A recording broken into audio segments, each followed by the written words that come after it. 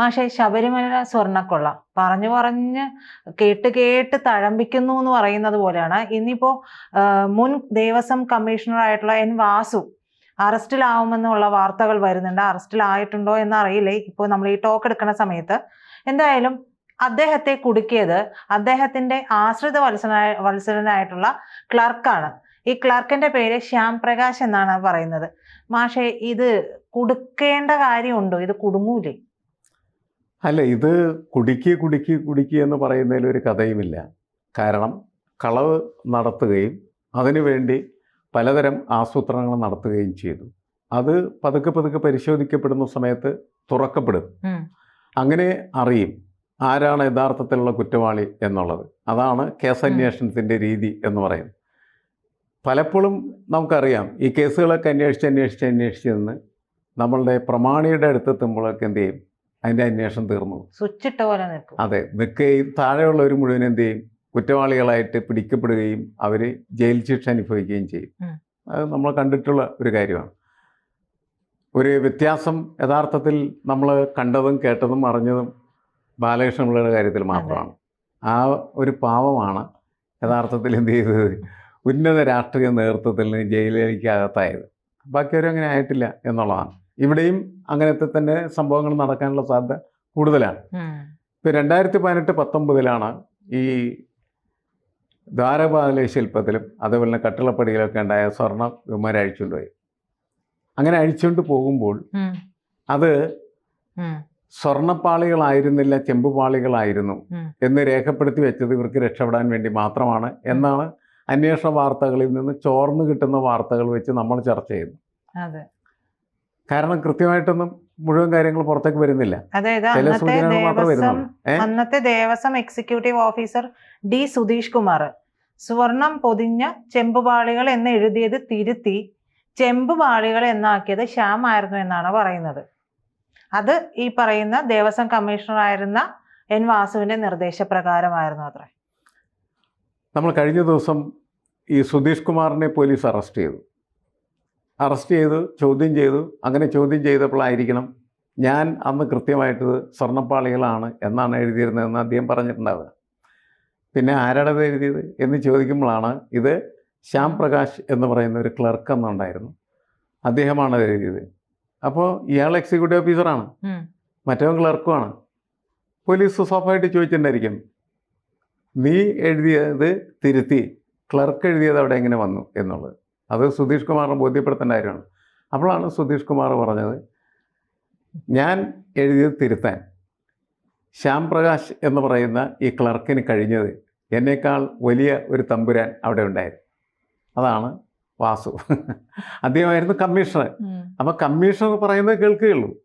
Executive ഓഫീസറിന് മുകളിലാണ് കമ്മീഷണറുടെ സ്ഥാനം. കമ്മീഷണർ പറയുന്നത് ഇതൊക്കെ ഇവരുടെ വാചകങ്ങൾ മാത്രമാണ്. എല്ലാവരും കൂടി എന്ത് ചെയ്തിട്ടുണ്ടായിരിക്കണം, ഒരുമിച്ച് ചേർന്ന് ആസൂത്രിതമായി നടത്തിയ ഒരു പദ്ധതി ആയിരിക്കും ഇത്. ഇതിന്റെ ലാഭം പല ഇവരെല്ലാവരും പങ്കാളികളാണ്, ഇവരെല്ലാവരും ഇതിനകത്ത് പങ്കാളികളാണ്. പക്ഷെ ചെയ്തത് ഈ പറഞ്ഞവരെ, സുധീഷ് കുമാർ പറഞ്ഞവരെ ചെയ്തേക്കണ ആരായിരിക്കും? ശ്യാം പ്രകാശ് തന്നെ ആയിരിക്കും അത് ചെയ്തിട്ടുണ്ടാവുക.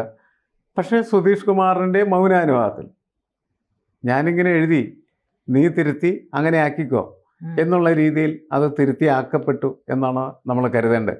എന്തായാലും അതോടുകൂടി ഒരു കാര്യം വ്യക്തമായി, ഇത് കൃത്യമായി സ്വർണം പൊതിഞ്ഞിരുന്നതായിരുന്ന പാളികളാണ്, സ്വർണം പൂശിയ പാളികളല്ല. അപ്പോൾ സ്വർണം പൊതിഞ്ഞത് അഴിച്ചെടുത്തിട്ട് ഇത് സ്വർണം പൂശിയതാണ് എന്നവിടെ എഴുതി വെച്ചെന്തിനാണെന്ന് വെച്ചാൽ ഭാവിയിൽ അന്വേഷണം വരുമ്പോൾ ഒരു തകരാറും ഉണ്ടാകാതിരിക്കാൻ വേണ്ടിയിട്ടാണ്. പക്ഷേ തകരാറുകൾ ഉണ്ടായി കഴിഞ്ഞിരിക്കുന്നു. അന്വേഷണം വരുമ്പോൾ തകരാറുകൾ ഉണ്ടാകും. കളവ് നടത്തിയ കാര്യങ്ങൾ തെളിയിക്കപ്പെടും.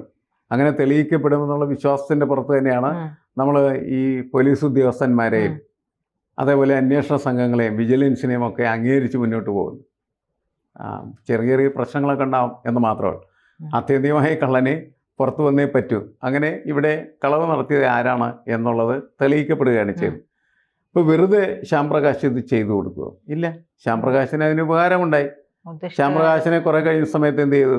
അസിസ്റ്റന്റ് കമ്മീഷണർ ആക്കിയിരുന്നു. പിന്നെ അങ്ങനെ ഉയർന്നു പോകാമല്ലോ. അപ്പോൾ ശബരിമലയിലും ദേവസ്വം ബോർഡിലും അതേപോലെയുള്ള മേഖലകളിലുമൊക്കെ ഇങ്ങനെ കമ്മീഷണർ ആകാനും എക്സിക്യൂട്ടീവ് ഓഫീസർ ആവാനും അസിസ്റ്റന്റ് കമ്മീഷണർ ആവാനും വിജിലൻസിൽ ആവാനും, ഇയാളെ പിന്നെ വിജിലൻസ് ആക്കിയാരെ നമ്മുടെ ശ്യാംപ്രകാശ് എന്ന് പറയുന്നത് ശ്യാംപ്രകാശ്. വിജിലൻസിൽ കയറി എന്നുള്ളതാണ്. കാരണം വിജിലൻസിലേക്ക് ഈ അന്വേഷണം മുഴുവൻ കൃത്യമായിട്ട് അറിയാനായിട്ട് കഴിയും, എളുപ്പത്തിൽ എന്ത് ചെയ്യും, വഴിതിരിച്ചു വിടാനായിട്ട് കഴിയും എന്നൊക്കെയുള്ള വിശ്വാസം. അതിനപ്പുറത്തൊന്നും സംഭവിച്ചിട്ടില്ല എന്ന് ഇത്രയും കാര്യങ്ങൾ എന്താണ് വളർന്ന് വികസിച്ച സമയത്ത് നമുക്ക് മനസ്സിലാക്കാനായിട്ട് കഴിഞ്ഞിരിക്കും. എന്തായാലും വളരെ ആസൂത്രിതമായിട്ടുള്ളൊരു ഗൂഢാലോചന ഇതിൻ്റെ പിന്നിലുണ്ടായിരുന്നു. അതിലേറ്റവും പ്രധാനപ്പെട്ട ഒരു പ്രതിയായിട്ട് എൻ വാസു എന്ന് പറയുന്ന മുൻ കമ്മീഷണറും മുൻ ദേവസ്വം ബോർഡ് പ്രസിഡന്റും, ഇത് രണ്ടും ഈ ഇരട്ടപ്പദവി അനുഭവിച്ച അപൂർവം ചില ഭാഗ്യവാന്മാരിൽ ഒരാളാണ് വാസു. ആ വാസു അറസ്റ്റ് ചെയ്യപ്പെടാനുള്ള സാധ്യത വർദ്ധിച്ചു വരുന്നു എന്നാണ് ലീക്ക് ഔട്ട് ചെയ്ത് വരുന്നതായിട്ടുള്ള വാർത്തകൾ നമ്മൾ മനസ്സിലാക്കണം. ലീക്ക് ഔട്ട് ചെയ്ത് വരുന്നത് മാത്രമാണ്, നമുക്ക് ഒന്നും ഉറപ്പൊന്നും പറയാനൊന്നും പറ്റില്ല. ഈ കാര്യങ്ങളൊക്കെ ശരിയാണ് എങ്കിൽ തീർച്ചയായിട്ടും വാസു എന്ത് ചെയ്യും, അറസ്റ്റ് ചെയ്യപ്പെടും. അത് ശരിയാണ്, നേരത്തെ ഇത് പറഞ്ഞവരെ ഈ ചർച്ച നമ്മളിങ്ങനെ നടത്തിക്കൊണ്ടിരിക്കും. അവിടെ ചിലപ്പോൾ അവരെന്ത് ചെയ്യും, അദ്ദേഹത്തെ അറസ്റ്റ് ചെയ്ത് കൊണ്ടുവരണ്ടാവും. നമ്മൾ വാർത്ത പുറത്തേക്ക് വരുന്നതിന് മുമ്പ് തന്നെ വേണമെങ്കിൽ അറസ്റ്റ് നടന്നിട്ടുണ്ടാകാനുള്ള സാധ്യതയുണ്ട്. കുറച്ച് ദിവസമായി വാസുവിനെ ചുറ്റിപ്പറ്റിയുള്ള വാർത്ത വളരെ സജീവമാണ്.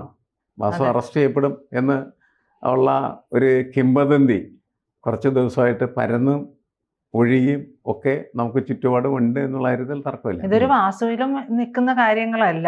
എന്തായാലും മാഷ് പറഞ്ഞതുപോലെ ഈ ചെമ്പുപാളി വെറും ചെമ്പുപാളികളാണ് തിരുത്തിയത് ശ്യാം പ്രകാശ് തന്നെ പറഞ്ഞിട്ടുണ്ട് എന്ന് പറയുകയാണ്. കൂടാതെ ഉണ്ണികൃഷ്ണൻ പോറ്റിയുടെ വശം പാളികൾ കൊടുത്തുവിടാവുന്നതാണെന്ന അഡ്മിനിസ്ട്രേറ്റീവ് ഓഫീസർ മുരാരി ബാബുവിന്റെ നോട്ടിനെ സാധൂകരിക്കുന്ന വിധത്തിൽ ശുപാർശ ചെയ്തതും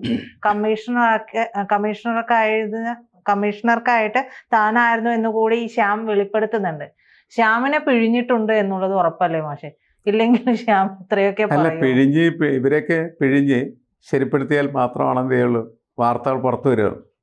നമ്മൾ ചർച്ച ചെയ്യുമ്പോൾ പലപ്പോഴും പറയാറുണ്ട്, മൂന്നാം മുറ ഉപയോഗിക്കാതെ ചിലപ്പോൾ ശാസ്ത്രീയമായിട്ട് ഇവരിൽ നിന്ന് വാർത്തകൾ പുറത്തു വന്നിട്ടുണ്ടാകാം. പോലീസിനങ്ങനെ നിർബന്ധമൊന്നുമില്ല മൂന്നാം മുറ ഉപയോഗിക്കണം എന്ന്. പക്ഷേ ഉപയോഗിക്കേണ്ടതുണ്ടെങ്കിൽ അവരത് ഉപയോഗിച്ചിട്ടുണ്ടാവും. ചില കള്ളന്മാരിൽ നിന്ന് പുറത്തു വരാനായിട്ട് നമുക്കതൊന്നും പറയാനൊന്നും പറ്റില്ല. അത് കൃത്യമായിട്ട് പോലീസ് ഉദ്യോഗസ്ഥന്മാർക്ക് ചോദ്യം ചെയ്ത് വരുമ്പോൾ മനസ്സിലാവും ഇവർ കുറ്റവാളികളാണോ എന്നുള്ളത്. അതിൻ്റെ ഒരു സാധ്യതയുടെ പുറത്താണ് പിന്നീട് അവരെന്ത് ചെയ്യുന്നത്, അന്വേഷണം മുറുക്കുന്നത്. എന്നുവെച്ചാൽ അവർ മൂന്നാം മുറയിലേക്ക് കടക്കുകയും അങ്ങനെ പുറത്തേക്ക് വാർത്തകളൊക്കെ വരികയൊക്കെ ചെയ്യുന്നു. എന്തായാലും അധികം ദിവസം കഴിയാതെ ഈ കാര്യങ്ങൾ കുറേ ദിവസമായി, ശരിയാണ്, ഇത് പറഞ്ഞവരെ ചർച്ച ചെയ്ത് നമ്മൾ മടുത്തു. എങ്കിലും വീണ്ടും പുതിയ വാർത്തകൾ വന്നുകൊണ്ടിരിക്കുന്നുണ്ട്. പഴയത് നിലനിന്നിട്ട് തന്നെയാണ് പുതിയ വാർത്തകൾ വരുന്നത്. കാരണം വാസു നേരത്തെ ഇതിനകത്തുണ്ടായിരുന്നില്ല. ശ്യാം പ്രകാശിൻ്റെ പേര് പോലും നമ്മൾ നേരത്തെ കേട്ടിരുന്നില്ല. സുധീഷ് കുമാറിൻ്റെ കാര്യം ശരിയാണ്, അയാൾ നേരത്തെ വന്നു, കാരണം അയാൾ അറസ്റ്റ് ചെയ്യപ്പെട്ടു എന്നുള്ളതാണ് കാര്യം. മറ്റുള്ള ഓരോരുത്തരും ഇങ്ങനെ പിന്നാലെ വന്നുകൊണ്ടിരിക്കുകയാണ്. എന്തായാലും കുറേയധികം കള്ളന്മാർ കൂടി നടത്തിയ വലിയ ഒരു പ്രോസസ്സ്, ഒരു പ്രക്രിയ, അതാണ് ഈ ശബരിമല സ്വർണ്ണക്കൊള്ള എന്ന് പറയുന്ന സംഭവം. അപ്പോൾ അത് ഇവരൊക്കെ ശിക്ഷിക്കപ്പെടുകയും പുതിയ ആളുകൾ വരും. ഇപ്പോൾ പുതിയ ദേവസ്വം ബോർഡ് വരാൻ പോകുന്നു എന്നാണ് പറയുന്നത്. അവർ വന്നാലും കള്ളന്മാരെ ഒഴിവാക്കി നിർത്താൻ ബുദ്ധിമുട്ടായിരിക്കും എന്നാണ് എനിക്ക് തോന്നുന്നത്. പുതിയ കള്ളന്മാർ, പഴയ കള്ളന്മാർക്ക് വരാം, പുതിയ കള്ളന്മാർ എന്ന് മാത്രമാണ്. എന്നും ഇതൊക്കെ കള്ളന്മാരുടെ കയ്യിൽ തന്നെ ആയിരിക്കും ഇരിക്കുന്നത്. കൂടുതൽ വാർത്തകളും വിശേഷങ്ങളും നിങ്ങളിലേക്ക് എത്താൻ ABC മലയാളം സബ്സ്ക്രൈബ് ചെയ്യുക, ബെൽ ബട്ടണും അമർത്തുക.